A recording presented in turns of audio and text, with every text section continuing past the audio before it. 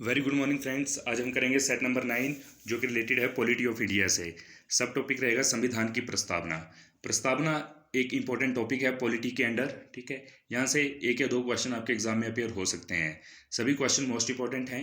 State competitive exam, staff selection commission और UPSC तक सभी क्वेश्चन पूछे जा चुके हैं, तो मोस्ट प्रोबेबली आपके एग्जाम में भी पूछे जाएँ। तो वीडियो को पूरा देखिए, स्किप बिल्कुल ना करें।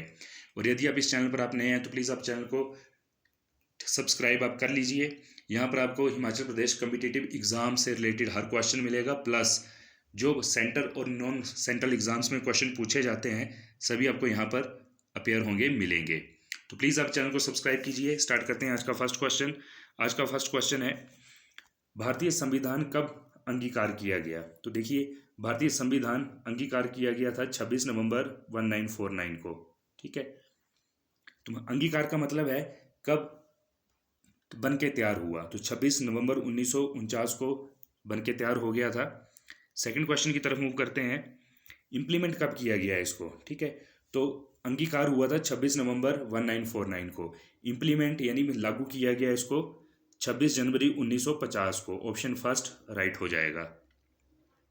आगे मूव करते हैं हम थर्ड क्वेश्चन। थर्ड क्वेश्चन में किस वर्ष भारत एक प्रभुत्व संपन्न प्रजातांत्रिक गणराज्य बना?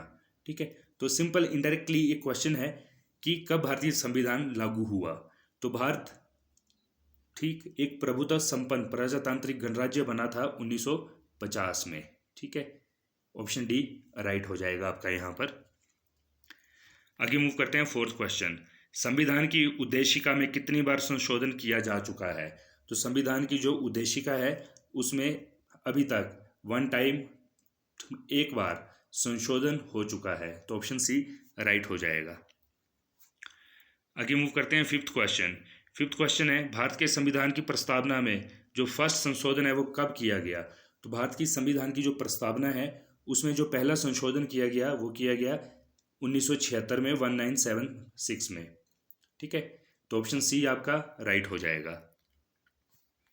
आगे मूव करते हैं, लेंथी क्वेश्चन है लेकिन ऐसे क्वेश्चन पूछे जाते हैं। ठीक है, आपका जो क्वेश्चन नंबर 6 है, निम्न अवतरण में हम भारत के लोग भारत को एक संपूर्ण प्रभुत्व संपन्न समाजवादी पंथ निरपेक्ष लोकतांत्रिक गणराज्य बनाने के लिए तथा उसके समस्त नागरिकों को सामाजिक, आर्थिक और राजनैतिक न्याय, विचार, अभिव्यक्ति, विश्वास, धर्म और उपासना की आज़ादी, प्रतिष्ठा और अवसर की समता प्राप्त करवाने तथा उन सब में व्यक्ति की गरिमा और राष्ट्र की एकता और अखंडता सुनिश्चित करने वाली बंधुता बढ़ाने के लिए दृढ़ संकल्प होकर अपनी इस संविधान सभा में आज खालिस्तान ऐतर द्वारा इस संविधान को अंगीकृत अधिनियम आत्मार्पित करते हैं।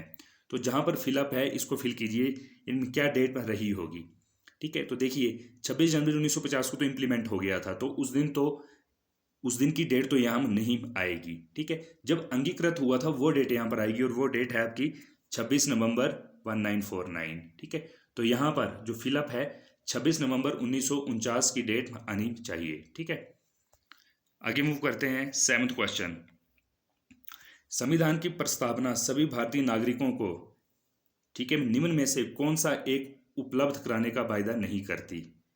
ठीक है, तो देखिए जो संविधान की जो प्रस्तावना है उसके अकॉर्डिंग सामाजिक न्याय, राजनीतिक न्याय, विचारों की स्वतंत्रता ये सभी उपलब्ध कराने का वायदा करती है, बट पूजा की समानता का वायदा नहीं करती।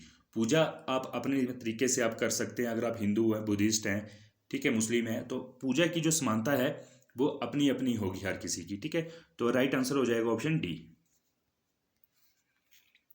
आगे मूव करते हैं आठवां क्वेश्चन, 26 नवंबर 1949 को अंगीकृत भारतीय संविधान की प्रस्तावना में शब्द सम्मिलित नहीं थे। बिल्कुल, कौन से शब्द नहीं थे?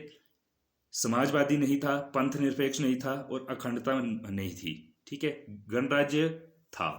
ठीक है, तो ये जो तीन शब्द हैं समाजवादी, पंथ निरपेक्ष और अखंडता, इनको ऐड किया गया है 42nd अमेंडमेंट 1976 से।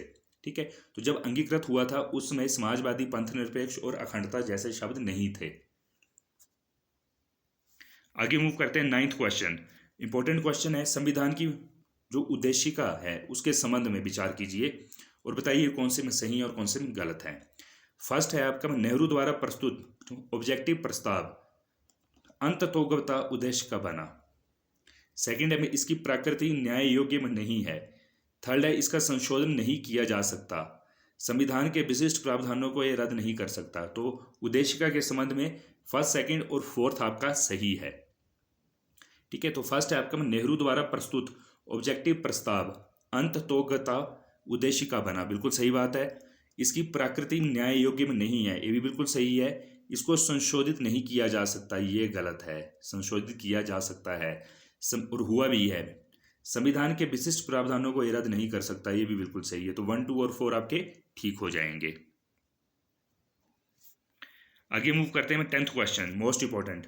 भारतीय संविधान की उद्देशिका में परिवर्तन किस संशोधन अधिनियम में किए गए थे? मोस्ट इंपॉर्टेंट जो 3 वर्ड आपको बताए गए, जो एड अप किए गए थे, वो किए गए थे 42nd कॉन्स्टिट्यूशनल अमेंडमेंट 1976। तो राइट आंसर हो जाएगा संशोधन अधिनियम 1976, लेकिन 42nd अमेंडमेंट थी। ठीक है, इसी से आपकी में अखंडता जैसे शब्द को जोड़ा गया। आगे मूव करते हैं 11वें क्वेश्चन की तरफ। तो फ्रेंड्स, आज की वीडियो में 1 to 10 क्वेश्चन ही थे, मोस्ट इंपॉर्टेंट क्वेश्चन थे। प्रस्तावना से रिलेटेड क्वेश्चनों को एक बार आप गो थ्रू आप जरूर कीजिए, और इस पूरी वीडियो का जो क्रक्स है उसको याद रखिए। 42nd कॉन्स्टिट्यूशनल अमेंडमेंट 1976, 42वां संविधान संशोधन 1976 से कौन से 3 शब्द जोड़े गए थे? समाजवादी, पंथ निरपेक्ष और अखंडता।